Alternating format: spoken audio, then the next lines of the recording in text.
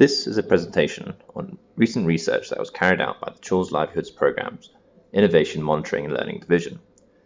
It studied the impact that CLP has had on the disaster resilience of the communities that live on the Chars. In this presentation, we will go through the following areas. Why is it important to measure the impact of disaster resilience to people living on the Chars and CLP? What actually is a disaster resilient community? What does it look like? How did we go about measuring the disaster resilience of the communities? What were the main findings of the study? And finally, what are we going to do about it? Much of the CLP research shows that flooding and other hazards are a constant source of stress for households living on the Chars. The high asset, low asset study recently published by CLP found that the soil erosion was a key cause for households losing their asset base. With CLP2 ending in 2016, it is important to ensure that future shocks do not cause households to return to extreme poverty. We need to make sure that the gains that CLP households have made by the support of CLP are not lost when the next disaster strikes. So what does a disaster resilient community look like? John Twigg, a disaster resilience advisor for DFID, created a list of characters of what a disaster resilient community might have. He broke them down into 5 themes of governance, risk assessment, knowledge and education, risk management and vulnerability reduction, and disaster preparedness and response. For a community to be disaster resilient, it needs to have a government and civil society organizations which are working on disaster resilience in the area. There needs to be regular assessments, both finding what type of hazards impact the community, as well as assessing where vulnerable areas and persons are situated. Households in the community need to be educated on the hazards and trained in how to respond. A perfectly resilient community will have enough assets to use when a disaster strikes to survive and bounce back. The community also needs to have access to early warning systems and have a contingency plan for specific hazards.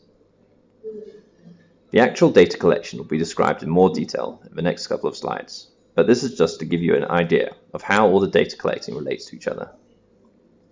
For the study, a mixed method approach was used. A study was undertaken with 240 Char dwellers, asking about aspects of disaster resilience of their community and themselves. At the same time, key informant interviews were carried out, which were then thematically analysed. We then used the answers from the key informant interviews to understand the findings in the survey. A questionnaire covering 4 main themes of a disaster resilient community was created to collect the quantitative data. The 5th theme of risk management and vulnerability has been measured substantially in other CLP studies, and so was not included. We interviewed 3 groups of key informants: staff from CLP's main office, including CLP's team leader Malcolm Marks, the program managers from our implementing organizations, and Upper Zilla chairmen from local government. Communities who received CLP support, called the intervention group, scored higher in all areas of disaster preparedness and response compared to communities who received no CLP support, the control group. Participants in the intervention group all mentioned CLP plinths as key for sheltering in disasters. Plinths also shelter cattle and protect homestead gardens. This decisively shows that CLP's plinth raising is achieving its goal of reducing vulnerability. Local markets, school compounds and roads were also used to shelter in disasters. Other NGOs have made schools into cyclone shelters as well. A regular house on a CLP plinth gives little protection from cyclones. However, cyclones rarely cause serious damage in the CLP2 working area, as it is too far inland. Both control and intervention groups scored relatively well in the knowledge of hazards and vulnerabilities. Knowing vulnerabilities and hazard risks is important. However, you also need to have the resources to make preparations for the hazards or know how to prepare for them. CLP-supported households are able to prepare, and they ensure that vulnerable persons are included in those preparations. Participants in the intervention area received more information on reducing disaster risk than the control group. It was found that 71% of survey participants in the intervention group received information on disaster preparedness. This statistic jumps to 94.6% when only looking at the survey results of women. This is complementary to the statistic that 95.2% of survey participants received information from CLP. The CLP intervention is the reason for this change in disaster resilience knowledge, as the CLP core support package focuses on women. No household in the control group received any training compared to households in the intervention group. In the intervention group, 42.5% participants received training on disaster preparedness, with 87.5% of women receiving training. Key informant interviews saw training as a role which NGOs should fulfill rather than government. This supports the idea that any single organisation, whether government or non-government, should not attempt to meet all the disaster resilience needs of a community. Rather, organisations should focus on one aspect or a limited range, causing more focused work to a higher standard.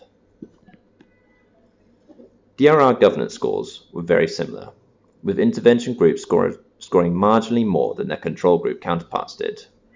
In NGO, DRR work participants in the control area scored very poorly, with very little work done by NGOs. Bangladesh has a number of policies at the national level to implement disaster risk reduction activities in response to the Hyogo framework. The government recently put into action the National Plan for Disaster Management 2010 to 2015 and the Bangladesh Climate Change Strategy paper. When asked what type of risk assessment survey participants were involved in, the only type mentioned was social mapping of vulnerable areas in the village. CLP carried out the majority of assessments during CLP's Social Development Programme, with a small proportion, 2%, by CARE through their Shahada programme. Survey participants did not mention other risk assessments, which may reflect a lack of community involvement. During the KII's, interviews discussed other assessments. When CLP, for instance, first came to the Chars, they carried out hazard and vulnerability assessments to identify areas of high priority. CLP carried out these assessments in 2004, and participants may have forgotten or, more likely, migrated to the area after the assessment. The graph below shows that intervention communities scored higher in all 4 thematic areas. This quantitatively shows the positive impact that CLP has had on the disaster resilience of communities on the Chars. Women in the intervention group have greater resilience than men, whereas in the control group the men have marginally more resilience than women do. CLP has improved the resilience of the community and in the process also empowered women. One of CLP's core outputs is enhanced status of females and girls. DRR training and support helps achieve this output. With more resilience to disasters and knowledge in how to respond to them, females play a greater role in the response and grow in status in the household. The study also found that instead of households losing disaster resilience after the CLP support package ends, disaster resilience sustains and even grows. This may be from spillover effect of being in villages which are in close proximity to villages supported by the CLP package. Men are also learning from the women about disaster resilience, and as they learn, the whole community's resilience as a whole in turn increases.